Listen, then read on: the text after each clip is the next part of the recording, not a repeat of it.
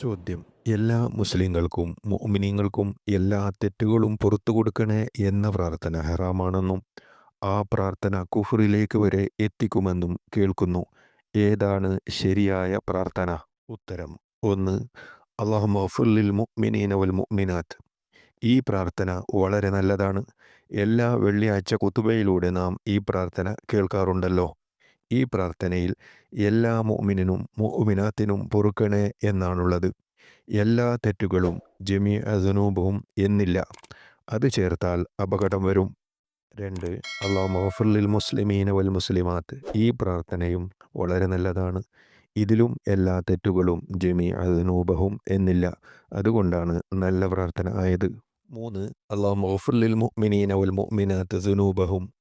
ഈ പ്രാർത്ഥന അനുവദനീയവും നല്ലതുമാണ്. കാരണം എല്ലാ തെറ്റുകളും എന്ന് ഇതിലില്ല. ദുനൂബഹും എന്നത് ചില തെറ്റുകൾക്ക് പറയാമല്ലോ. 4. അല്ലാഹുമ്മ ഗ്ഫിർ ലിൽ മുസ്ലിമീന വൽ മുസ്ലിമാത്ത് ദുനൂബഹും.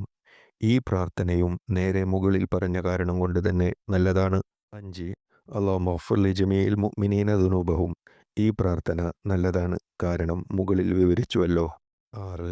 അല്ലാഹുമ്മ ഗ്ഫിർ ലിൽ ജമീഇൽ മുസ്ലിമീന ദുനൂബഹും.